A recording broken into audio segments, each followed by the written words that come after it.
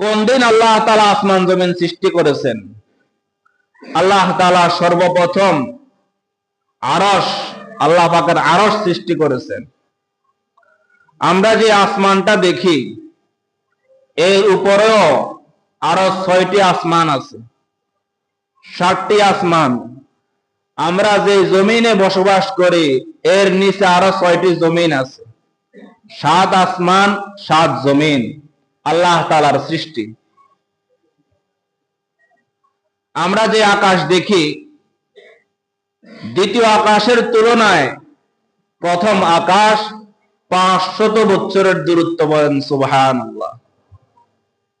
এভাবে দ্বিতীয় আসমানের তুলনায় তৃতীয় আসমান 500 বছরের দূরত্ব, তৃতীয় আসমানের তুলনায় চতুর্থ আসমান, চতুর্থের তুলনায় পঞ্চম, পঞ্চমের তুলনায় ষষ্ঠ, ষষ্ঠের তুলনায় সপ্তম। এই 7 আসমান যে আল্লাহ তাআলা সৃষ্টি করেছেন, এক আসমানের চাইতে আরেক আসমানের দূরত্ব 500 বছরের রাস্তা। আমরা যে জমিনে বসবাস করি, আল্লাহর নবী সাল্লাল্লাহু আলাইহি ওয়াসাল্লাম বলেন, বেদায়া নেহায়ার মধ্যে আছে, তাফসীর ইবনে কাসিরের মুসান্নিফ আল্লামা ইবনে কাসির রাহমাতুল্লাহ আলাইহি বলেন, হাদিসটি এখানে নিয়ে এসেছেন। আল্লাহর নবী বলেন, তোমরা যে জমিনে বসবাস করো এর নিচে আরো একটি জমিন আছে, তার নিচে আরো একটি আছে, এভাবে 7খানি জমিন আছে।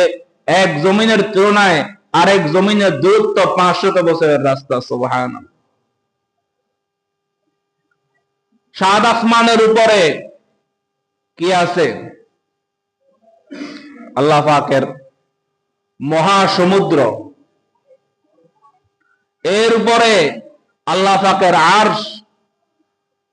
আল্লাহ নবী সাল্লাল্লাহু আলাইহি সাল্লাম বলেন, এর উপরে আল্লাহ পাকের কুরসি, এর উপর স্বয়ং আল্লাহ তাআলা।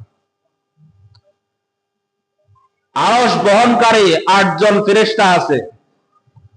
তাফসীরের মধ্যে আসছে এক একজন ফেরেশতা কত বড়, তো জমিনে যদি ওই একজন ফেরেশতাকে দাঁড় করানো হয় তবে তার পা চলে যাবে 7 তবক জমিনের নিচে, তার মাথা থাকবে 7 আসমানের উপরে। সুবহানাল্লাহ।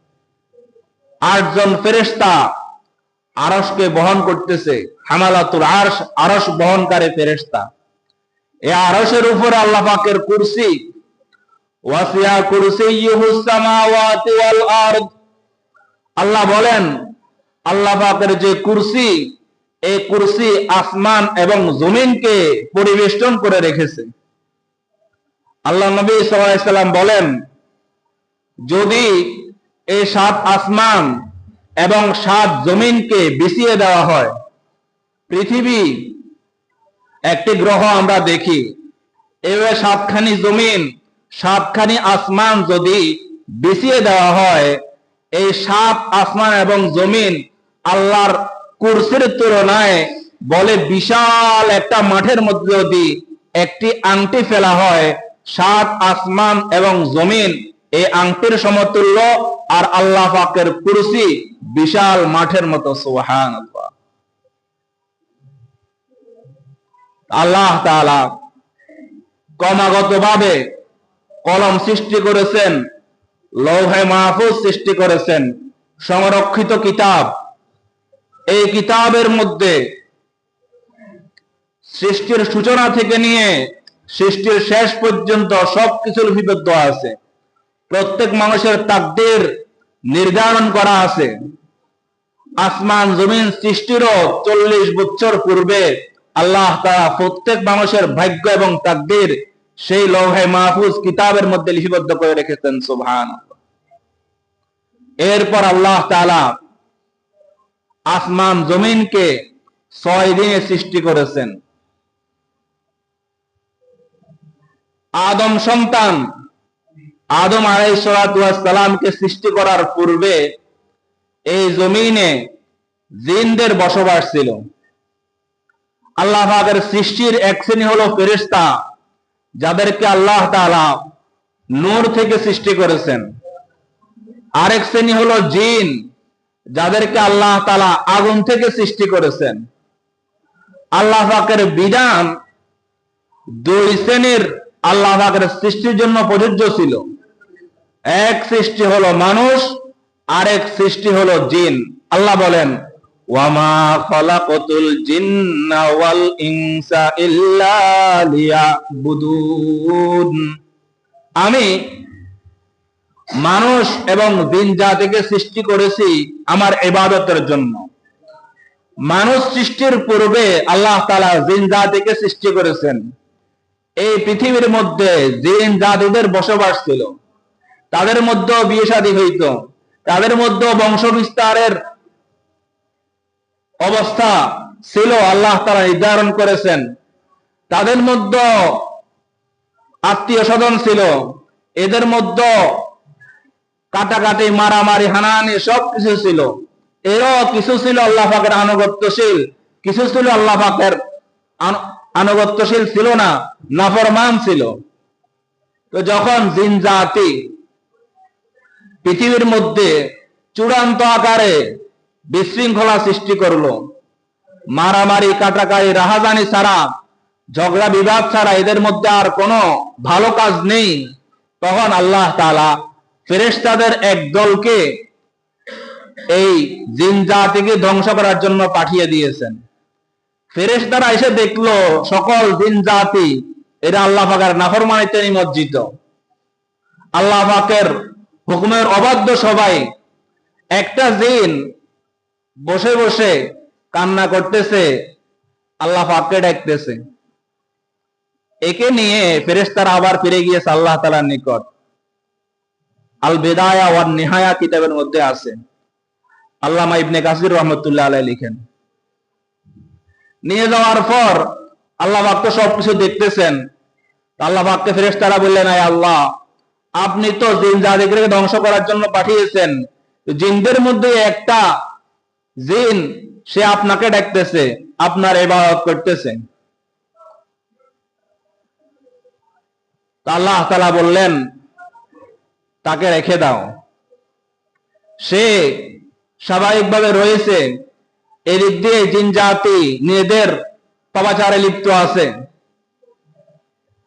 এই জিনটা আল্লাহ পাকের এত প্রিয় হওয়া শুরু করে দিয়েছে, বলে যে আল্লাহ পাকের যত সৃষ্টি আছে এই সৃষ্টির কোন এক বিগত জায়গা খালি নেই যেখানে ওই জিনটা সিজদা করে নাই। সুবহানাল্লাহ।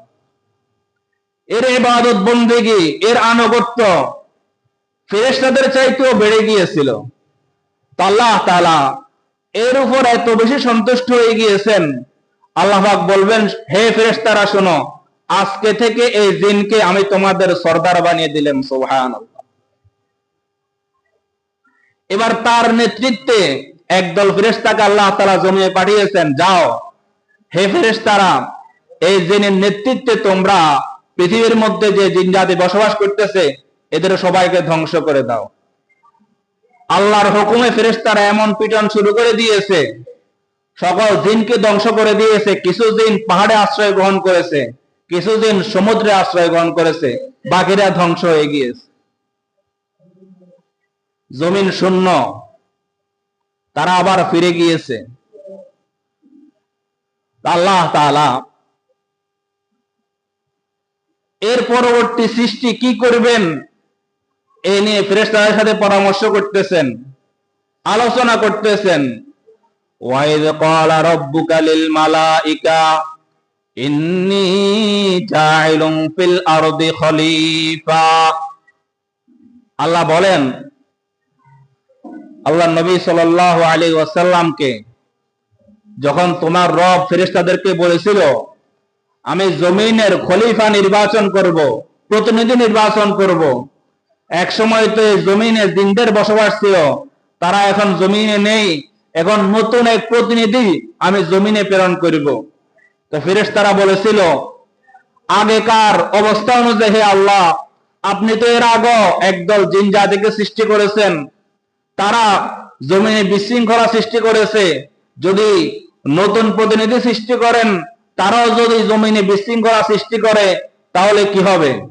আল্লাহ বললেন, হে ফেরেশতারা, আমি যা জানি তোমরা তা জানো না। আল্লাহ তাআলা যত রং আছে প্রত্যেক রংকে একত্রিত করে প্রত্যেক রকমের মাটি দিয়ে আল্লাহ তাআলা হযরত আদম আলাইহিস সালাতু ওয়াস সালামকে সৃষ্টি করেছেন। সুবহানাল্লাহ। তাকে সৃষ্টি করার পর আল্লাহ তাআলা তাকে জান্নাতের মধ্যে অবস্থান করার সুযোগ দিলেন। তাও জান্নাতে খাও, পরিধান করো, ঘুরে বেড়াও। ফালা তাকরাবু হাদিহিস শাজারা, বিধান দিয়ে দিয়েছেন, তবে এই গাছের নিকটেও যেও না। লম্বা ঘটনা। আদম আলাইহিস সালাম বিধান পেয়েছেন, জান্নাতে বসবাস করতেছেন, কি যেন অস্থির অস্থির লাগতেছে। পুরুষ একা, আল্লাহ তাআলা নিয়ামত স্বরূপ তার বাম পাজরের হাড্ডি থেকে তার জন্য একজন স্ত্রী হযরত হাওয়া আলাইহিস সালামকে সৃষ্টি করেছেন। সুবহানাল্লাহ। এবার হুকুম, জান্নাতে তোমরা খাও, ঘুরো, পরিধান করো, কোনো অসুবিধা নেই, কিন্তু এই গাছের নিকটেও যেও না। এর আগেকার কি হয়েছে? আল্লাহ তাআলা যখন আদম আলাইহিস সালামকে সৃষ্টি করেছেন, ও পৃথিবীর যত সৃষ্টি আছে আল্লাহ পাক যা যা সৃষ্টি করেছেন সব কিছুকে আদম আলাইহিস সালামের সামনে রাখলেন। রাখার পর ফেরেশতা সবাইকে একত্রিত করলেন, হে ফেরেশতারা, আমি যে শীত, গরম, গ্রহ, নক্ষত্র, তরুলতা, গাছপালা, পাহাড়, পর্বত, ফল ফলাদি, গোস্ত, মাছ ইত্যাদি সৃষ্টি করেছি, এগুলার নাম তোমরা বলো। ফেরেশতারা বলল, এ আমার রব, আমরা তো এগুলার নাম বলতে পারবো না, জানি না। আল্লাহ তাআলা আদম আলাইহিস সালামকে বললেন, হে আদম, তুমি এগুলার নাম বলে দাও। আদম আলাইহিস সালাম প্রত্যেকটা আল্লাহ পাকের সৃষ্টির এক এক করে নাম বলে দিলেন। কোরআন মাজিদের মধ্যে আছে, সূরা বাকারার মধ্যে আছে। এবার আল্লাহ তাআলা সকল ফেরেশতাকে আদেশ দিলেন যে তোমরা এবার আদমকে সিজদা করো। সকল ফেরেশতা সিজদা করলো। ওই যে একটা জিন মনে আসেনি, ভুলে গেছে কই, যাকে আল্লাহ তাআলা সাইয়্যিদুল মালায়েকা, সকল ফেরেশতাদের সরদার বানিয়েছেন, ওই জিন আর কেউ নয়, ওই জিন হলো ইবলিস। সে আবা ওয়াস্তাকবারা, সে সিজদা করতে অস্বীকার করলো এবং অহংকার প্রদর্শন করলো। যে আদমকে সৃষ্টি করা হয়েছে মিন তুরাব, মাটির থেকে, আমাকে সৃষ্টি করা হয়েছে মিনান নার, আগুন থেকে। আগুনের অবস্থা হলো সে উপরের দিকে যায়, মাটির অবস্থা হলো সে সব সময় পদদলিত থাকে। অতএব আদমকে আমি সিজদা করতে পারবো না। আল্লাহ পাকের এক হুকুম লঙ্ঘন করার কারণে ইবলিসের আগে তার নাম ছিল আযাজিল, আল্লাহ পাকের সবচেয়ে আনুগত্যশীল বান্দা। এরপরে তার নাম হয়ে গেছে ইবলিস, আল্লাহ পাকের সবচেয়ে নিকৃষ্ট মাখলুক। নাউযুবিল্লাহ। যে জিনদের মধ্যে থেকে একটা জিন ইবলিসকে আল্লাহ তাআলার এত প্রিয় বানিয়ে নিয়েছেন যে ফেরেশতাদের উপরও তাকে সম্মান দান করেছেন। আল্লাহ পাকের একটা হুকুম লঙ্ঘন করার কারণে সে আল্লাহ পাকের এত নিকৃষ্ট মাখলুকে রূপান্তরিত হয়ে গিয়েছে যে কিয়ামত পর্যন্ত সে বিতাড়িত হয়েছে।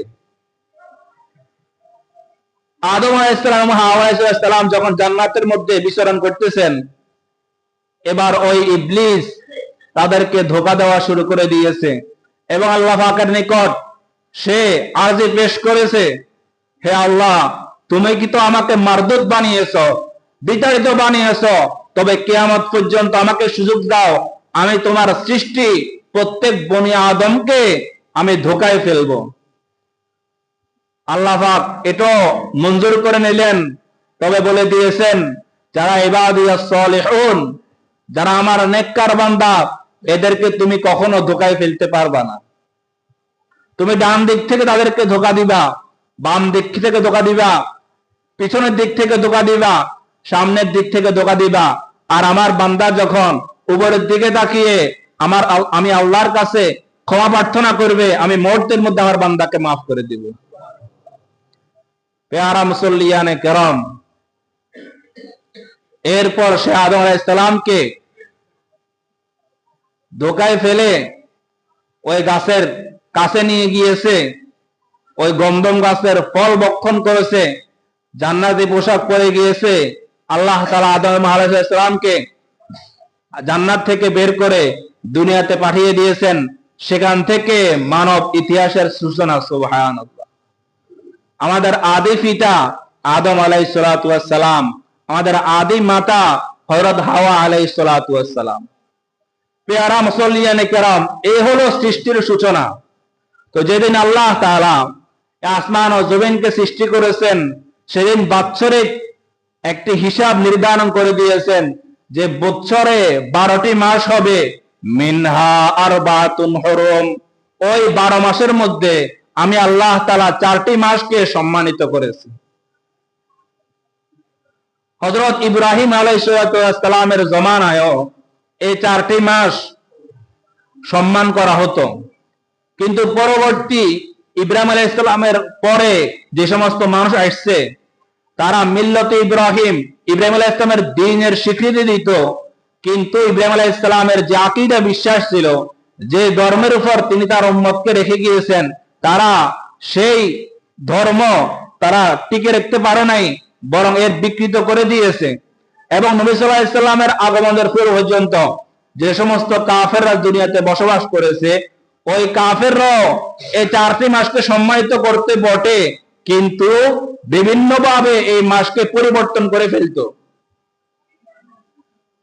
12 মাসের প্রথম মাস মুহররম মাস, এটি আল্লাহ পাকের নিকট সম্মানিত।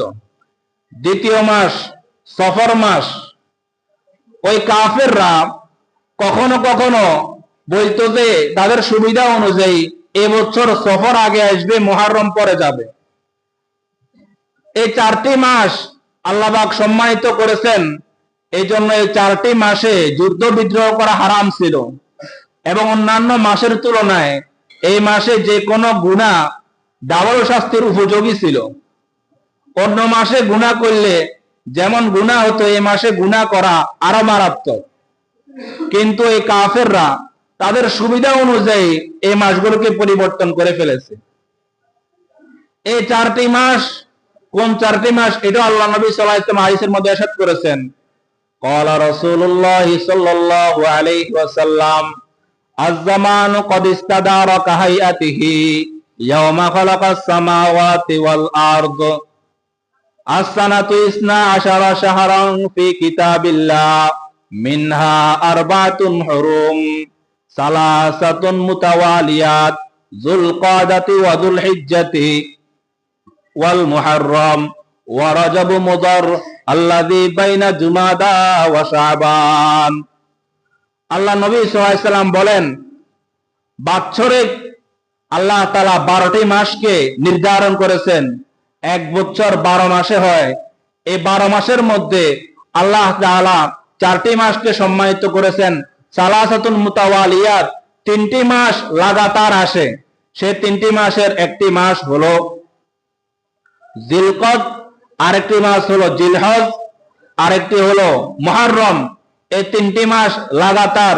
ওয়া রাজাব মুদার আল্লাযী বাইনা জুমাদা ওয়া শাবান, আরেকটি মাস হলো রজব মাস, যেই মাস 2টি মাসের মধ্যখানে আসে।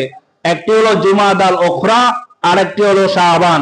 জুমাদাল উখরা এর পরের মাস রজব মাস, শাবানের আগের মাস রজব মাস, যেই মাসটা আমরা এখন অতিবাহিত করতেছি।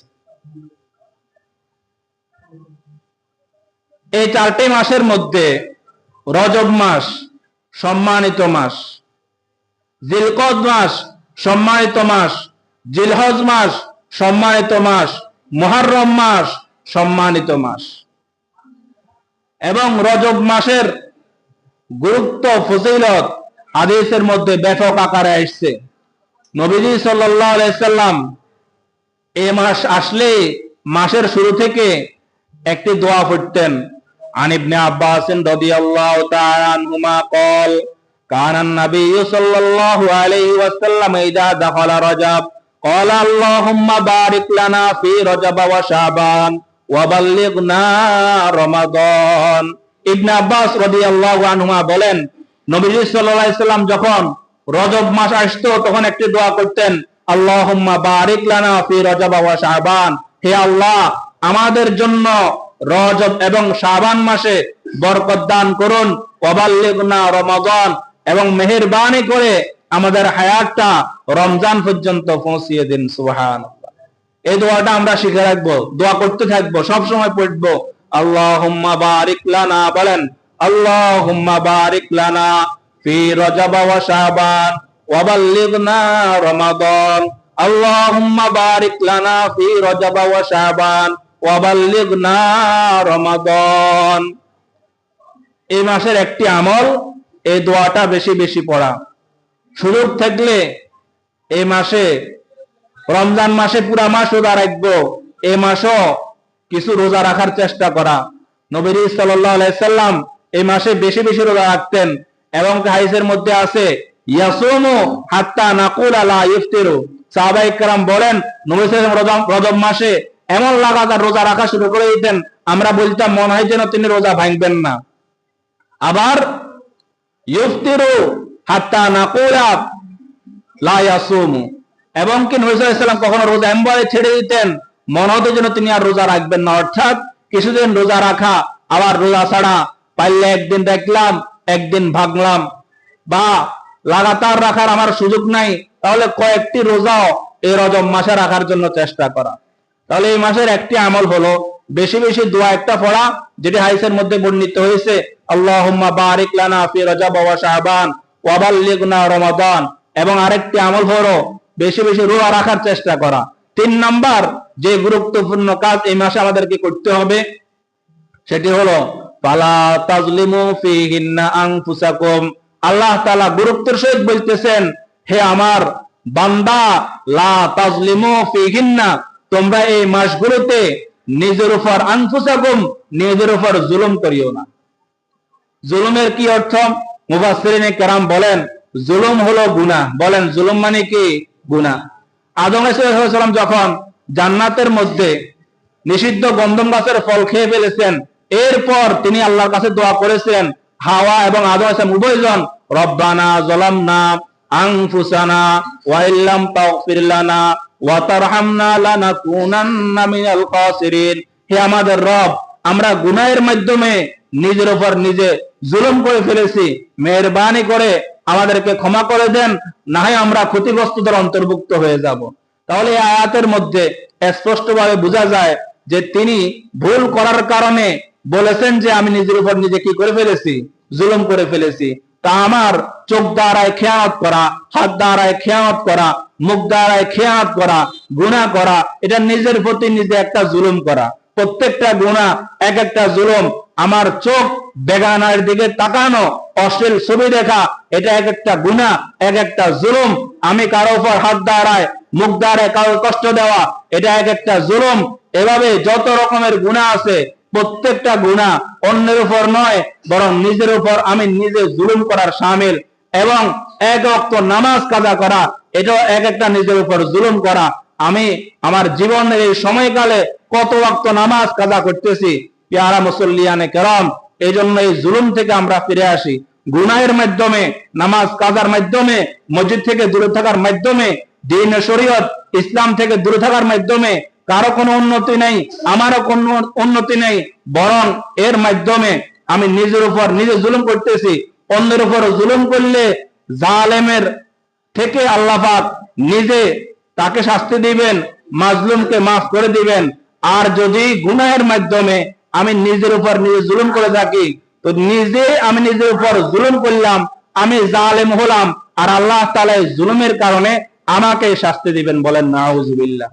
পেয়ারা মুসল্লিয়ানে কেরাম, এজন্য আসন্ন রমজান মাস, চলতি মাস রজব, এই মাসগুলোতে আমরা গুনাহ থেকে বেঁচে থাকি এবং নেক আমল বেশি বেশি করার চেষ্টা করি, বেশি বেশি জিকির আজকার করি, দোয়া পড়ি এবং নামাজগুলোকে জামাতের সহিত আদায় করার চেষ্টা করি।